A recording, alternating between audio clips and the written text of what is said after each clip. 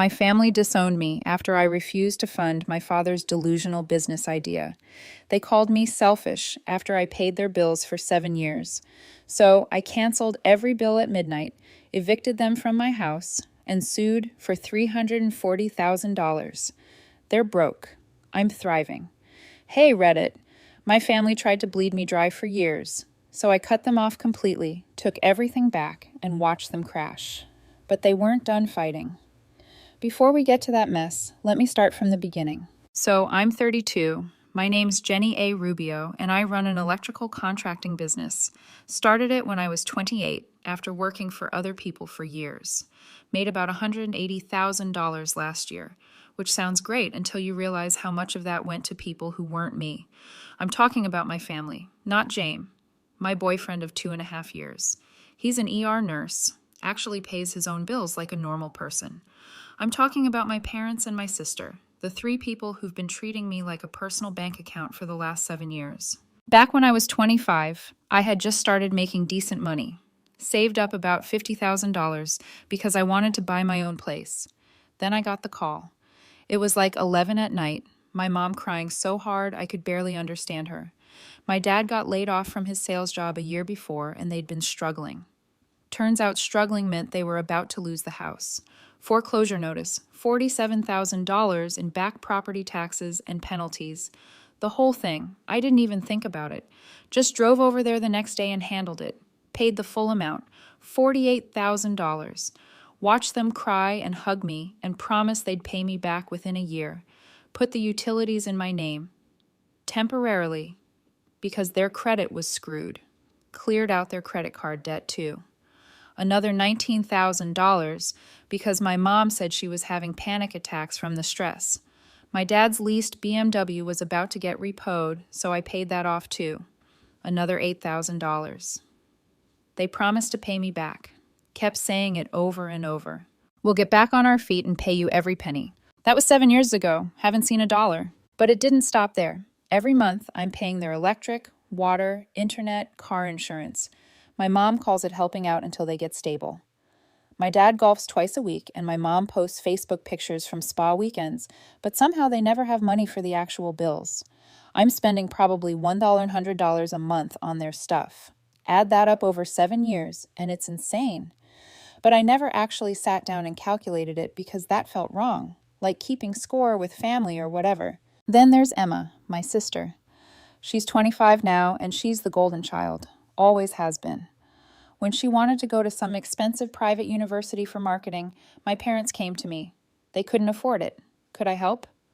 Just until they got back on their feet. Tuition was $24,000 a year. I paid it. Full amount. 3 years straight. That's $72,000. Emma never said thank you. Not once. She just expected it. Would text me when the payment was due, like, hey, tuition's due Friday, and I'd transfer the money. She's posting Instagram stories from Cancun and Coachella, wearing designer stuff, driving a Jeep Wrangler that's on my insurance, and she's telling people she's independent and paying her own way through college. I found out from a mutual friend that she's been saying I'm the one who's broke and struggling, that she's the successful one. I didn't even confront her about it because what's the point? My best friend Devin has been watching this whole thing for years. He works in finance. We've been friends since high school. He keeps telling me I'm getting used, but I always defend them. They're family. That's what you do, right?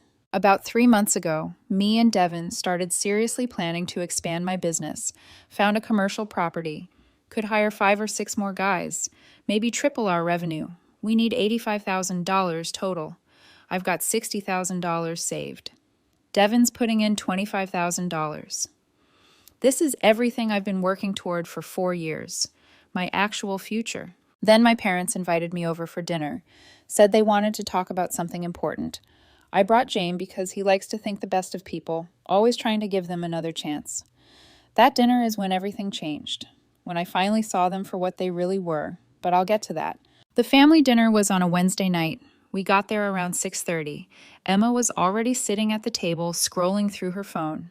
Didn't even look up when we walked in. My dad was in his usual spot at the head of the table, wearing a polo shirt that probably cost $90 that he definitely couldn't afford. James brought wine.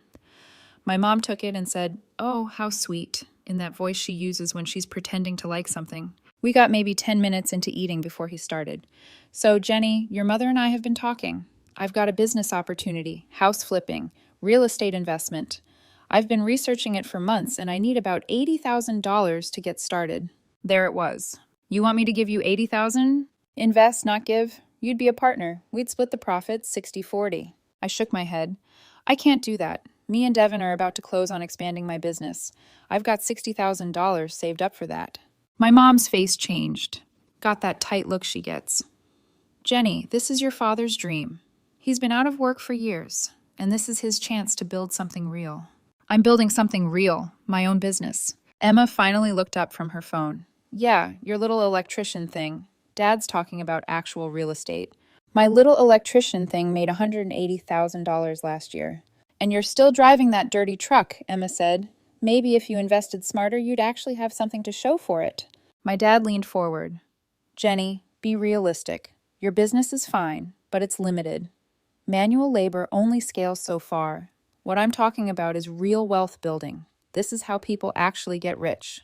"I'm not interested." "After everything we have done for you," my mom's voice went up, "after we raised you, put a roof over your head for 18 years. I paid $48,000 to save that roof 7 years ago. I've been paying your bills ever since. It's been 7 years." "And whose fault is that?" My mom slammed her hand on the table. "Your father lost his job. You have a good income, and we're your parents. You're supposed to help family." "I'm investing in my own future." "So that's it." My mom stood up. "You're seriously going to be this selfish? We could have put you in foster care when money got tight after you were born, but we didn't. We kept you. We gave you everything." James actually gasped. I felt like I'd been slapped. "You did not just say that." "I'm just saying you owe this family more than your attitude. Robert is trying to build something real, and you're too focused on your own little projects." Emma added, "Typical Jenny, always about herself." I stood up. James stood with me. "We're leaving." My dad's voice followed us. "You walk out and don't help your family. There's going to be consequences." 2 weeks later, my phone rang. It was the commercial lender for the business expansion. "Ms. Rubio, I got a call from someone claiming to be your father. He said you have $150,000 in outstanding family debt and that you're financially irresponsible." My hands went cold. "That's not true." I sent over my financials. The loan got approved, but I couldn't stop thinking about it. My own father tried to destroy my business deal. That night, I told Devin everything. He got quiet, then opened his laptop, pulled up a spreadsheet with dates, amounts, descriptions, every single payment I'd ever mentioned. He'd been documenting it for 3 years. The total at the bottom, $340,000. "I knew eventually you'd need proof," he said. Then he showed me Emma's Instagram. Coachella in April, Vegas in June, Tulum in August. Posted 3 times a week from different cities. Devon made calls. His buddy checked the university directory. Emma wasn't enrolled. Hadn't been since March. She dropped out 8 months ago and pocketed the tuition. I called her immediately. "When were you planning to tell me you dropped out?" Long silence. "Who told you that?" "You've been stealing from me." "I didn't steal anything. You gave it to me. Not my fault you're too stupid to check if I'm in class. Hope you die alone." She hung up, blocked me. I called my parents, told them everything. "My mom, she's going through a lot. She needs time to figure herself out. You can't abandon her now. She scammed me out of $24,000. My dad, "She's your sister. She's sensitive. Sometimes being family means supporting people even when they make mistakes." "This wasn't a mistake. This was fraud." "How dare you?" my mom said. "We don't keep score in this family. What kind of person have you become?" "I've been keeping score. You owe me $340,000. Every dollar for 7 years. And I have it all documented." Silence. My mom started crying. "You're going to charge your own parents. We raised you. We gave you life." "And I gave you $340,000. I hung up. 10 days of silence. No calls, no texts. I actually felt lighter. Devin texted, "How long you think before they crack? Give it a week." It was 10 days. Tuesday night, I was in bed when my phone lit up. Text from my mom. "We've all talked and decided you're done being part of this family. Don't show your face at any gatherings. Actions have consequences, and you chose money over family. We disown you. Goodbye." Emma hearted the message. James woke up. "What's wrong?" I showed him. "Oh my God." I sat up, opened my banking app.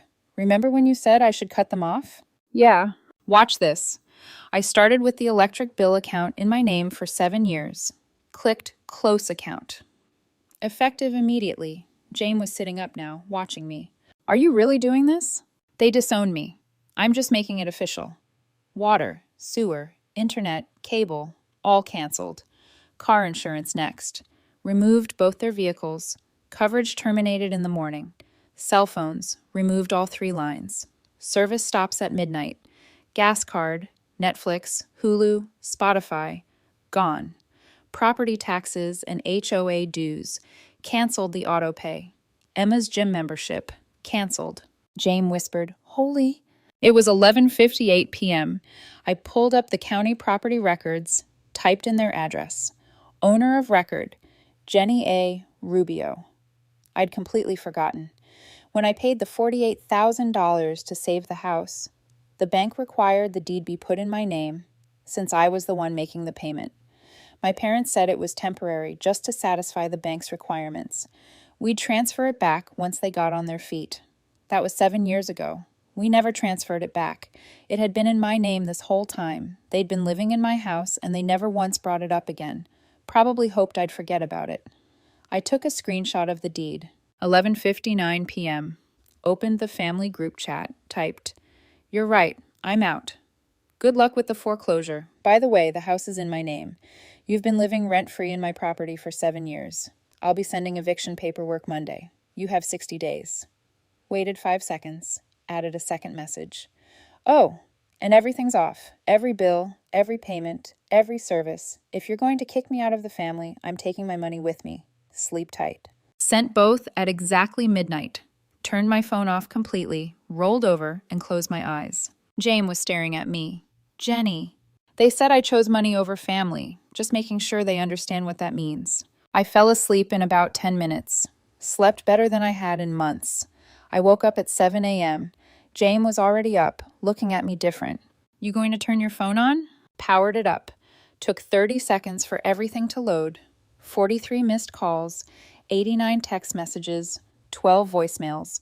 The family group chat had over 200 messages. I scrolled through a few. Mom, what did you do? Dad, Jenny, answer your phone right now. Emma, you're insane. Mom, the power is out. Dad, this is illegal. You can't just shut everything off. It went on for hours. Last message was from my dad at 6:18 a.m. We need to talk about this like adults. I screenshotted it, sent it to Devin. Done. He replied immediately. Holy, dude, want to get breakfast? Absolutely. We met at a diner near my place. Devin was already there, grinning. Sister, you actually did it. They kicked me out first. I didn't think you'd go nuclear that fast. Midnight purge. That's cold. I'm done being nice. Devin opened his laptop right there, pulled up that spreadsheet. I went back further, pulled old bank statements, credit card records, Venmo history, every text where they asked for money. He turned the screen toward me. Total $340,000. How is it that much? Devin scrolled through the tabs. It's not just the big stuff. The $48,000 property tax, the $72,000 tuition. Then there's groceries, dental work, Emma's spring break emergency, AC repair, your mom's spa treatments disguised as medical tests, your dad's investment scam, car repairs, their cruise, bedroom furniture, security deposits, every single birthday, Christmas, emergency that wasn't an emergency. I stared at the screen. 7 years of just this once and we'll pay you back. And family helps family. All of it documented. All of it adding up to $340,000. I also grabbed screenshots every time they promised to pay you back. He clicked to another tab. Text messages from my dad going back years. Just one more year. Things are turning around. 4 years ago. You'll get every penny back. I promise. 2 years ago. And here's Emma's Instagram. Every vacation, every club, every designer bag, all time-stamped. I just sat there looking at it all laid out. Why did you do all this? Because you're my best friend and they're parasites. I knew you'd need this eventually. My phone rang, unknown number. Ms. Rubio, this is Luna from the electric company. Your parents are here trying to open a new account, but there's an outstanding balance of $347 going to collections. They're saying you'll pay it. No, that's their balance now. Hung up. Devin was smiling. They're at the electric company at 8 a.m. Good luck with that. So, what now? Now I call a lawyer. Devin slid a business card across the table. Monica Adams, family law specialist. I already told her about you. She can see us Thursday. You already called a lawyer? I've been ready for this day for 3 years. I told you. Thursday came. Monica's office was downtown. She was probably mid-40s, sharp suit, no nonsense immediately. She looked at Devin's documentation for 20 minutes. Didn't say a word. Just read. Cross-referenced dates, checked the math, finally looked up. This is the most organized case I've ever seen from someone who's not a lawyer. Devin shrugged. I work in finance. Monica turned to me. They have zero legal ground. The house is in your name. You've been paying their bills with clear documentation. You have written proof. They promised repayment. This is open and shut. What are my options? Full financial reimbursement plus interest. We can pursue charges for forged signatures or fraud if we find any. I'll draft a formal demand letter. They get 30 days to respond with a repayment plan, or we file suit. How much will this cost me? Contingency. I get 25% of whatever we recover. You don't pay unless you win. Why? Monica smiled. Because I hate entitled parents who bleed their kids dry. Let's bury them. Monica's demand letter hit their mailbox on a Tuesday morning. Certified mail. Signature required. The whole 9 yards. She also emailed it because, in her words, I want them to see it themselves the second they wake up. The letter was 3 pages, professional, cold, and absolutely devastating. It opened with demand for repayment of fraudulent financial exploitation, and went downhill from there. 30 days to respond with a payment plan, or we go nuclear. Attached was a 47-page document Devin had been building for 3 years. Every Venmo transfer, every bank statement, every text message where they asked for money, screenshots of me paying their mortgage directly to the bank, copies of the tuition payments to Emma's school, including the registrar's confirmation that she'd been unenrolled since January. I didn't hear anything for about 6 hours. Then my phone exploded. Mom left a voicemail. I didn't listen to it, but James did. He said Mom was screaming so loud the speaker was distorting, calling me an ungrateful witch, threatening to expose me for who I really am. Sure, Mom. Expose the woman with receipts. Dad tried the reasonable approach. Texted, Daughter, we need to talk about this like adults. Your mother's very upset. Let's meet for coffee and work something out. I left him on read. 10 days went by, radio silence from them, which should have been my first warning sign. They were planning something. Then I got a call from a collections agency, said I was 3 months behind on a Capital One card with a $12,400 balance. I told the lady she had the wrong number. I don't even have a Capital One card. She read me the account number, the opening date, October 2019, and my social security number. My stomach dropped. I pulled my credit report that night. 2 cards I'd never opened. Capital One for $12,400, Chase for $5,600. Both opened in 2019 and 2020. Both used regularly. Minimum payments made just enough to keep them from defaulting. Total damage, $18,000. James was furious. Jenny, this is identity theft. You need to file a police report now. I didn't want to. That meant criminal charges against my own mother. But James wasn't having it. They already disowned you and tried to ruin your business. What exactly are you protecting here? He was right. I filed the report Wednesday morning. Fraud unit took copies of everything, opened an investigation. The detective, guy named Morrison, looked like he'd seen too much, told me this was the 4th family fraud case he'd worked this month. Parents think they can just use their kids' credit. Happens more than you'd think. 2 days later, Morrison went to their house. Mom called me at 11 p.m., absolutely losing her mind, screaming about how I was sending police to harass an innocent woman, and how could I do this to the people who raised me? I hung up after 5 seconds. Saturday afternoon, Devin texted me, Dude, you need to see something. He swung by, picked me up, and drove to my parents' house. We parked down the street. He pointed to the side of the house. There was a separate entrance I'd never noticed before, basement door with its own little walkway. There's a tenant, Devin said. We knocked. This older lady answered. Mrs. Hill, maybe 60. Seemed nice. Devin asked if she was renting, and she said, Yeah, been here 3.5 years. Pay $100 a month to Robert directly. I did the math in my head. 3.5 years. $1,100 a month. That's $46,200. My house, my name on the deed, and they'd been collecting rent the entire time. Mrs. Hill saw my face and asked if something was wrong. I told her the truth. The house was in my name. I was the legal owner, and I had no idea she existed. She went pale. I gave her 60 days' notice and refunded her deposit out of my own pocket. She wasn't part of this. Monica added theft of rental income to the lawsuit that Monday. 15 days left on the deadline, and they still hadn't responded, but I knew they would. People like my parents don't go down quiet. Day 20, after the demand letter. Email from my mom. I'm dying. Stage 3 breast cancer. Need $15,000 for treatment. Attachment included. Medical document from regional hospital. I forwarded it to James. He called 2 minutes later. This is fake, made in Microsoft Word. I called the hospital billing department. I need to verify a bill for my mother, Patricia Rubio. Lady typed for a minute. I'm not showing any patient by that name. No appointments, no visits, nothing. Hung up, forwarded everything to Monica. Add attempted fraud. She replied in 5 minutes. Already sent to the detective. I texted my mom, called the hospital. They have no record of you. How dare you question me when I'm dying? James, an ER nurse, I replied. He says the document is fake. Your boyfriend is a dog who's turned you against your family. Blocked her number. 2 days later, Emma posted on Instagram. Photo of her hand with a ring. He put a ring on it. Some dude named Tyler looked about 24. I didn't comment. 2 days after that, my dad texted from his work phone. Can we please meet? One dinner just to talk. No ambush, I promise. James saw it. Don't go. I want to hear what they've come up with. Then I'm coming. Devin, too. Wednesday night, 7:00 p.m., Olive Garden. Me and Devin walked in. My dad was at a table with my mom, Emma, Tyler, the fiancé, Aunt Lisa, and Uncle Mike. I stopped. You said no ambush.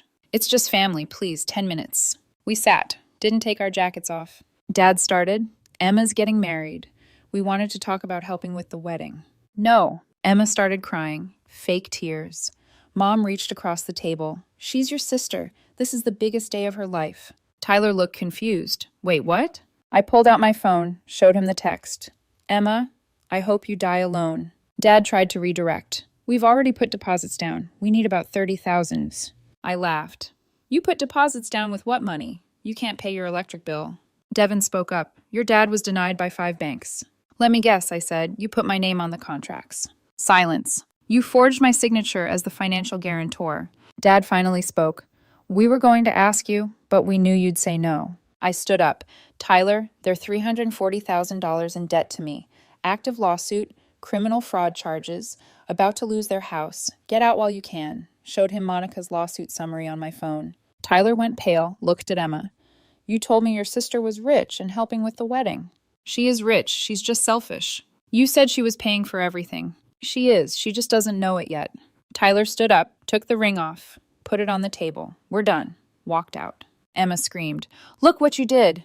You planned a wedding on my credit. Devin added. If Jenny's name is on those contracts and she didn't sign, that's more fraud charges. We left. Behind us, Emma was sobbing. Got to the parking lot. Devin was grinning. That was beautiful. 5 days later, my boss called me into her office. She looked serious. HR got a call, she said. Someone said you embezzled $100,000 from your family, that you're under criminal investigation. My stomach dropped. I know it's not true, she continued, because I called Monica Adams myself. She explained everything. Your mom tried to get you fired. She handed me a letter. Our lawyer wrote this supporting your case, and if they call again, we're filing harassment charges. Thanks, Melissa, I said quietly. She smiled. Nobody messes with my team. That day, the 30-day deadline passed.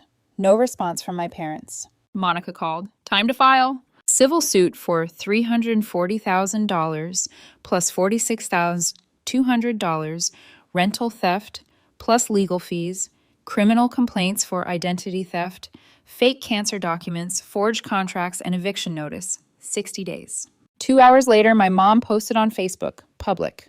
My daughter is suing me and her father after everything we sacrificed. She's trying to take our home, all because we asked her to help her sister. Please share this. I raised a monster. She tagged me, shared it 5 times. My friend Jess screenshotted it, sent it to me. Devin went into the comments with receipts. He posted the lawsuit PDF, listed every dollar, every fraud charge. Jenny paid $340,000 over 7 years, saved your house, paid Emma's tuition while she partied. You opened credit cards in her name, collected $46,200 rent from her property, faked cancer. Everything is documented. But yeah, she's the monster. The post went viral, 200 plus comments in 2 hours, half calling my mom out. She deleted it. But screenshots live forever. After that, family members started picking sides. My grandpa called me the next day. My mom's dad, he's 74, retired postal worker, doesn't mess around. Jenny, send me everything, the full case file. Why? Because I want to see it with my own eyes. I sent him the PDF Monica had prepared, 30 pages, every receipt, every text, every broken promise. He called back 3 hours later. I'm testifying on your behalf if this goes to trial, and I'm cutting your mother out of my will. She lied to me too. Borrowed $15,000 3 years ago. Said it was for medical bills. Just found out from your lawsuit she used it for a kitchen remodel. That hit me harder than I expected. You don't have to do that. Yes, I do. You're the first person who stood up to her. I should have done it years ago. My cousin Alyssa reached out too. Then my Uncle Mark, both saying they always knew something was off. They just didn't know how bad it was. Aunt Lisa stayed quiet, the only one still on my parents' side. 5 weeks into the lawsuit, Monica called. Discovery turned up something big. You need to come to my office. I was there in 20 minutes. She had bank statements spread across her desk. Your dad's been making monthly payments of $850 to an address in Arizona for 11 years. I had an investigator look into it. She slid a file across the desk. Photos of a woman, 2 kids, teenagers. Her name's Stephanie, Monica said. Those are her kids, ages 14 and 12. Your dad has a second family. I couldn't speak. That's why they've been broke, she continued. He's been funding 2 households with your money. Does my mom know? Based on her deposition answers, no. She has no idea. Monica had to include it in discovery. Legal requirement. My mom's lawyer got the documents. She found out during her deposition. The scream was apparently heard through the entire courthouse. She tried to call me that night, still blocked. Sent an email instead. I didn't know. We're both victims. Please help me. We can sue him together. I forwarded it to Monica. Didn't respond. My mom filed for emergency divorce 2 days later. Wanted me to testify against my dad. She also fired her lawyer after finding out about the second family.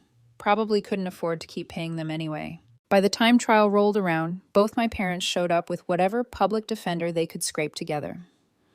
That's what happens when you burn through money you don't have. Monica shut that down immediately. This isn't your fight, she told me, but I went anyway. My mom tried to speak to me in the hallway before court. Jenny, please, I was manipulated too. I walked right past her. The courtroom was silent when Judge Kim entered. Mid-50s, sharp eyes, no patience. Monica had 2 associates and a mountain of binders. My parents sat hunched at their table, defeated but still defiant. It began. Dad took the stand first. His defense? We raised her. She owes us for 18 years. Monica didn't even blink. Did you ever sign a document agreeing to repay the $48,000 she spent to save your home? It was a family thing, he muttered. But you didn't, in 7 years. She pulled out the Arizona bank transfers, like the $850 a month you were sending to your second family. The courtroom went silent. It's financial fraud, Monica said. Your daughter was paying your bills while you funded a secret household. You have nothing to say?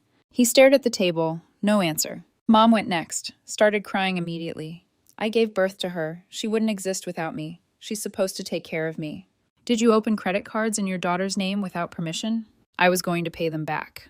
That's identity theft. Did you create a fake cancer diagnosis to extract $15,000?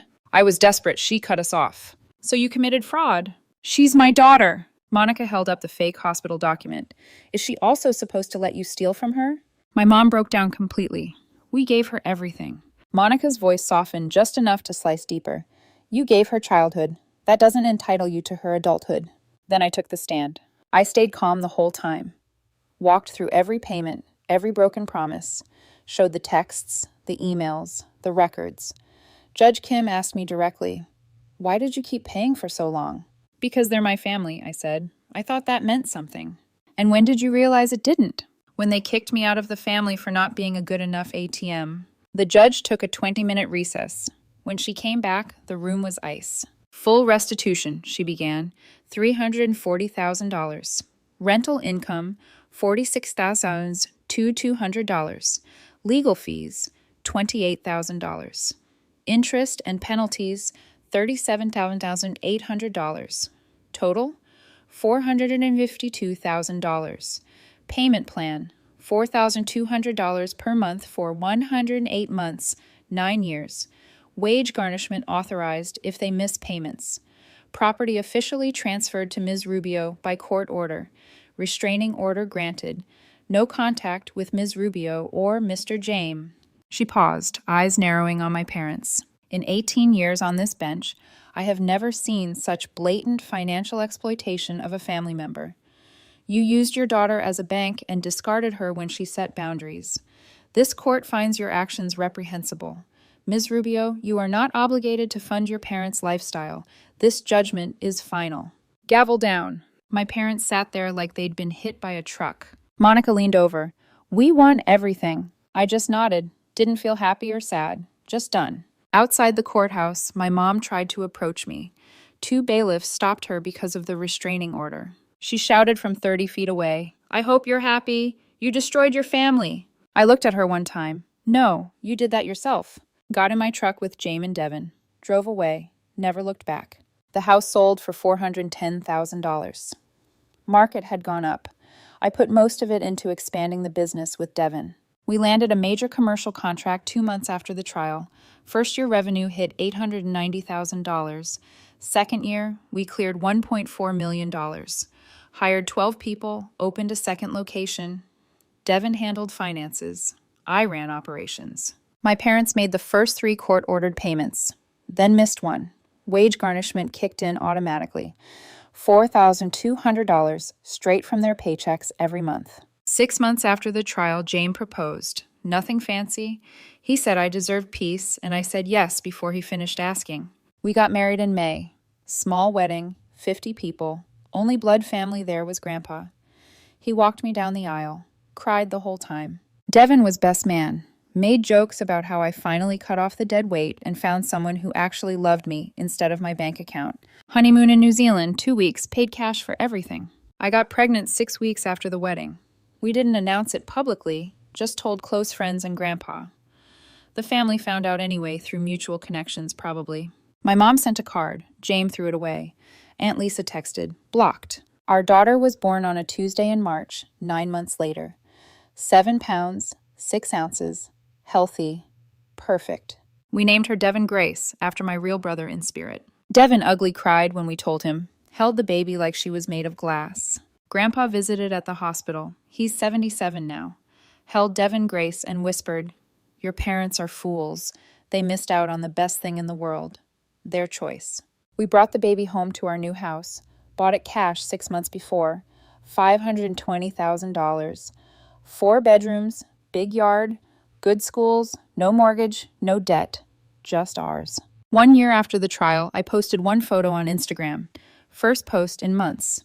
Me, James, and Devin Grace in front of the house. Caption, built from the ground up. No handouts. No regrets. Devin commented, that's my girl. James wrote, proud of the life we built. My parents saw it through mutual friends. They couldn't comment. Blocked. They couldn't message. Blocked. They could only look. Emma tried reaching out twice over the next year. Instagram DMs from new accounts. First time. I know things are bad, but I miss you. Can we talk? Blocked. Second time, 6 months later. I'm sorry for everything. I'd really like to meet my niece. Blocked. She never tried again. 5 years after the trial, life looks completely different. Business is worth $3.2 million, 18 employees. Looking at a 3rd location, maybe franchise it. James and I are expecting again. Another baby girl due in August. Devin Grace is 2.5, talks nonstop, loves tools and dinosaurs, has no idea what I went through to give her this life. That's exactly how I want it. My parents are both in their early 60s, still working, still paying, moved to a smaller apartment last year. Dad's health isn't great, high blood pressure, stress. They'll be paying for 9 years, 4 left now. Mom's Facebook is quiet. Emma's still working retail, lives with a different boyfriend. no degree, no prospects. None of them have met my daughter. None of them will meet the new baby either. Last week, I was tucking Devin Grace into bed. She looked up at me. Mommy, do you have a mommy and daddy? I thought about lying, but I told her the truth. I used to, but they weren't very nice people. Where are they? Far away, and they're staying there. She thought about it. Okay, love you, Mommy. Love you too, sweetheart. I closed her door, walked downstairs. James was on the couch, hand on my belly. 7 months along, glowing. He looked up. You good? I sat next to him, put my hand over his, felt the baby kick. Yeah, I said, I'm perfect. And I meant it. People ask sometimes if I regret it. Cutting them off, taking them to court, all of it. No, not even a little bit. Blood doesn't mean family. Real family is the people who show up. Devin, James, Grandpa, my kids. The people who raise you up, not tear you down. The rest were just parasites with the same last name. I sleep great now. My money is mine. My house is mine. My peace is mine. No guilt, no regret, no looking back. They said I chose money over family. They were wrong. I chose myself over people destroying me. Best decision I ever made. Devin texted yesterday, your dad's garnishment hit again. $4,200, 4 years left. I didn't reply, just left him on red. That part of my life is over. I've got a business to run, a husband to love, and kids to raise. They can keep paying. I've already moved on.